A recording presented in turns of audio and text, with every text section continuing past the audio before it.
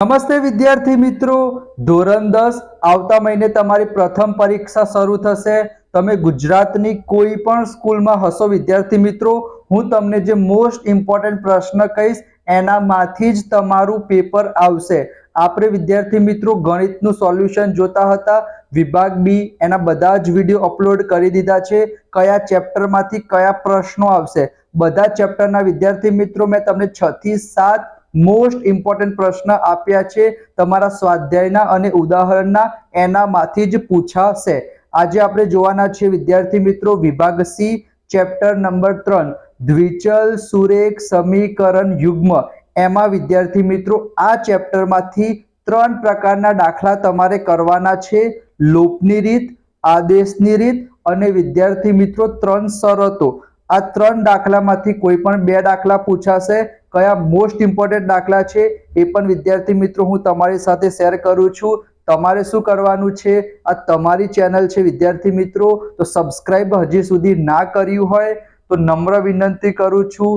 મને તમારા સપોર્ટની જરૂર છે વિદ્યાર્થી મિત્રો, તમારી ચેનલ છે તો સબસ્ક્રાઇબ હમણાં કરી દેજો। બરાબર, કરી દીધું હશે, મને વિશ્વાસ છે તમારા ઉપર।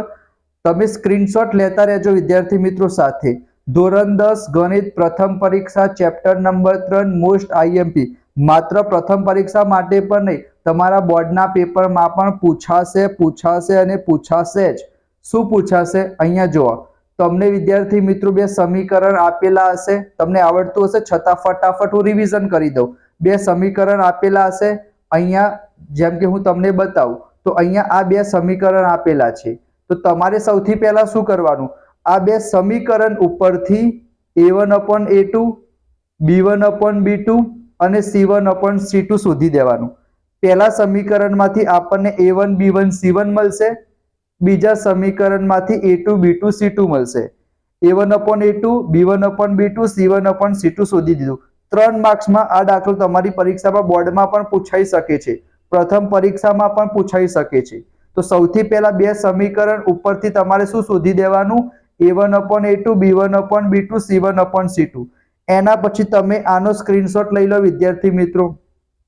જો પહેલું બીજું સરખું ના હોય, તમને શરત 1 દેખાતું હશે, શરત 1 એટલે પહેલું બીજું સરખું ના હોય, એનો મતલબ શું થશે, છેદતી રેખાઓ, એટલે કે 2 રેખાઓ એક બિંદુમાં છેદશે, એક બિંદુમાં છેદે તો એક જ ઉકેલ મળે, માત્ર એક જ ઉકેલ મળે તો એને અનન્ય કહેવાય અને સુસંગત છે।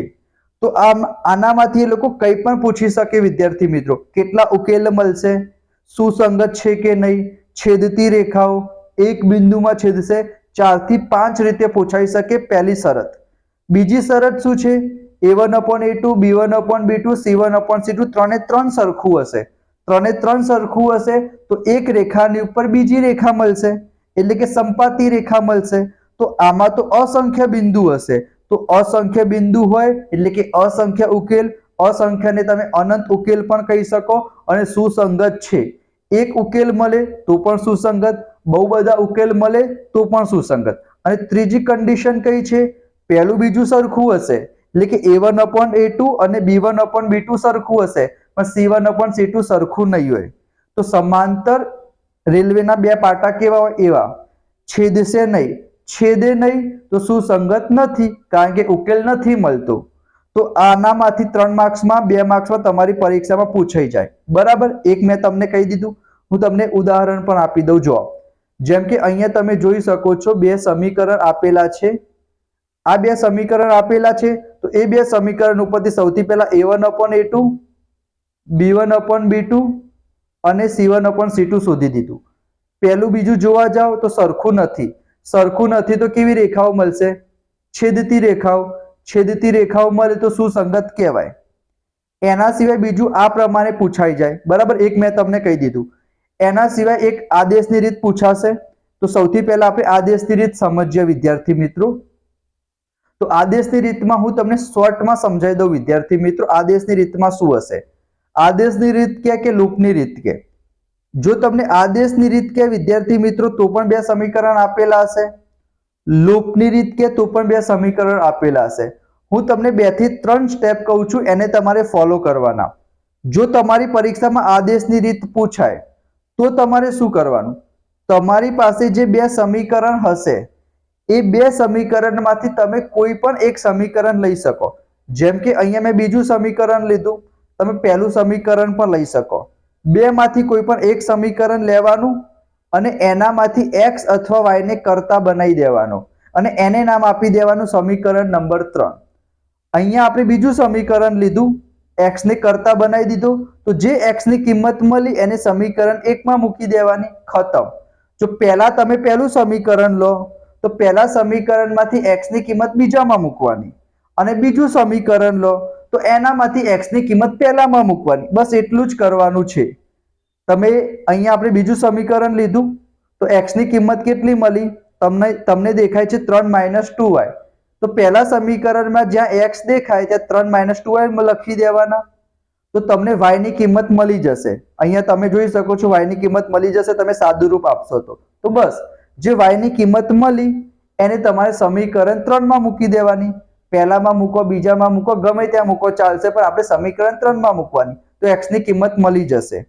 આ થઈ ગયું વિદ્યાર્થી મિત્રો આદેશની રીત, આ મોસ્ટ ઇમ્પોર્ટન્ટ દાખલો. એના સિવાય તમને બીજો દાખલો હું તમને બતાવી દઉં. બધા જ દાખલા તમારા ચોપડીના જ છે, અમુક ઉદાહરણ હશે મોસ્ટ ઇમ્પોર્ટન્ટ તમારા માટે સ્પેશિયલી મેં સિલેક્ટ કર્યા છે. જો આ પહેલું સમીકરણ બીજું સમીકરણ આપેલું છે. આ વખતે મેં પહેલું સમીકરણ લીધું, એમાંથી x ને શું બનાવી દીધો, મેં કરતા બનાવ્યો.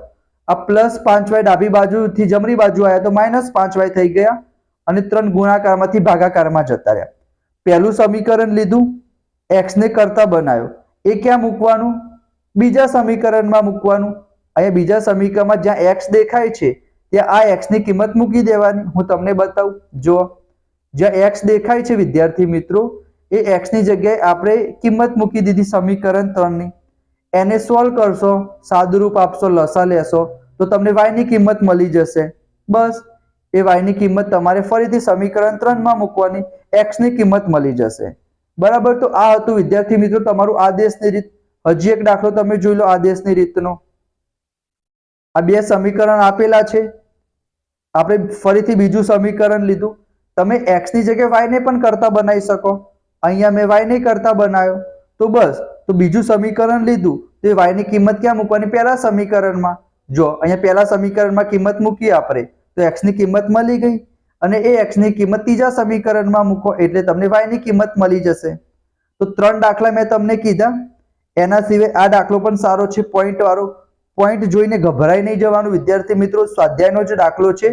પોઈન્ટને દૂર કરવા માટે આપણે શું કર્યું, બંને સમીકરણને 10-10 વડે ગુણી દીધા. તો જો સમીકરણ મળી ગયું, સિમ્પલ. બસ હવે શું કરવાનું, કંઈ નહીં, જે કરતા હતા એ પ્રમાણે કરવાનું. એક સમીકરણ લીધું, અહીંયા પહેલું સમીકરણ લીધું, આપણે પહેલું સમીકરણ લીધું, x ને કરતા બનાવ્યો, એ x ની કિંમત તમારે ક્યાં મૂકવાની, બીજા સમીકરણમાં મૂકવાની. તો y ની કિંમત મળી જશે, એ y ની કિંમત ફરીથી ત્રીજા સમીકરણમાં મૂકી દો, x ની કિંમત મળી જશે. તો આ હતું વિદ્યાર્થી મિત્રો આદેશની રીત. બરાબર. આ દાખલો પણ આદેશની રીતનો છે. એમાં થોડુંક નવું શું શીખવાનું છે વિદ્યાર્થી મિત્રો, સ્વાધ્યાયનો જ દાખલો છે. અહીંયા નવું શું શીખવાનું છે વિદ્યાર્થી મિત્રો, જો પોઈન્ટ વાળો દાખલો હોય તો મેં તમને કીધું 10-10 વડે ગુણી દેજો, પણ અહીંયા વિદ્યાર્થી મિત્રો આ પ્રમાણે અપૂર્ણાંકમાં આપેલું છે. અપૂર્ણાંકમાં આપેલું હોય તો લસા લઈ લેવાનો.